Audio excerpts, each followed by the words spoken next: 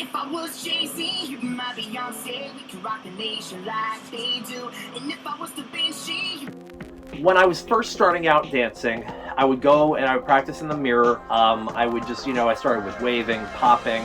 A lot of these tutorials were available on YouTube, and I would watch other dancers do them and start trying to mimic some of the moves they do. A lot of my early style, I was listening to a lot of electronic, a lot of,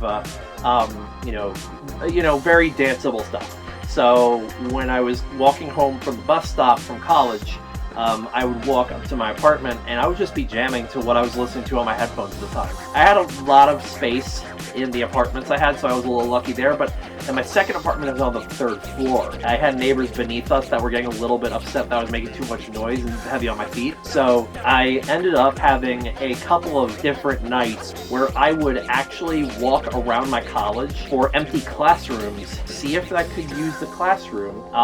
And there was one time I actually did manage to sneak into an unlocked classroom. Put out my little camera or my little phone at the time, because I think I had a basic smartphone at the time, and recorded myself dancing. I would send these to, at the time, some people who were giving me guidance were, of course, Atu Fox, who was very receptive from the start as soon as I reached out to him. Ikato, Flipsta. I think a little later I started talking to Fufu, who now goes by Ikalos. Just people who I looked up to and I thought were going to help me on my journey. But why was I so motivated? What was I motivated by? What was the point? Well, there were two factors. One, I had a very competitive edge about me. There's no point in trying to hide that fact, Max. You wanted to win, didn't you? When I first started out with this, I was obsessed with winning to the point where I would rewatch Atu Fox winning the competition, just think, what would that feel like to be just, little old me being able to do something like that? And a lot of the pictures you're seeing in front of you are some of the amalgamations of that obsession. Yeah, I wanted to win. But also, I didn't just want to win.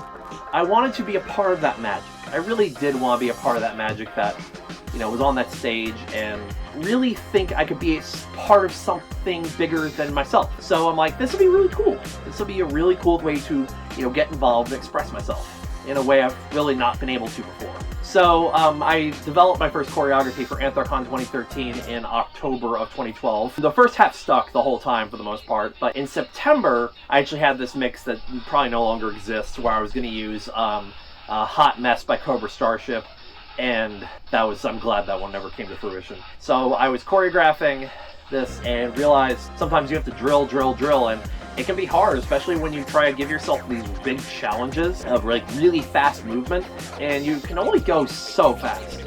And there were some parts where I was trying to choreograph these little squares on Reptile by Skrillex.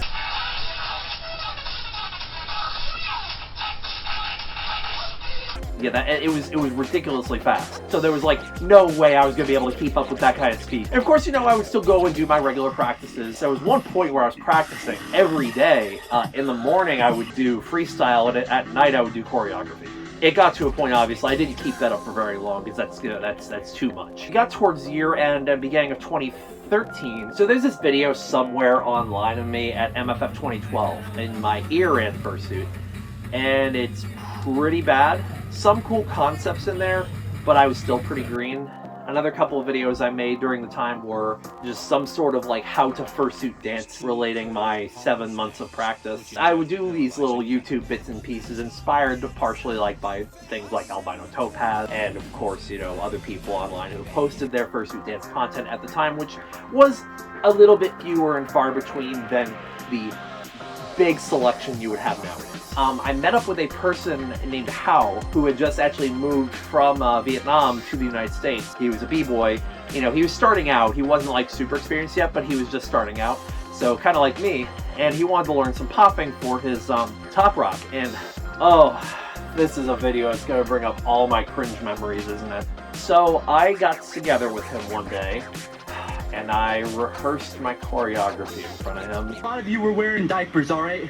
Which means before you were born!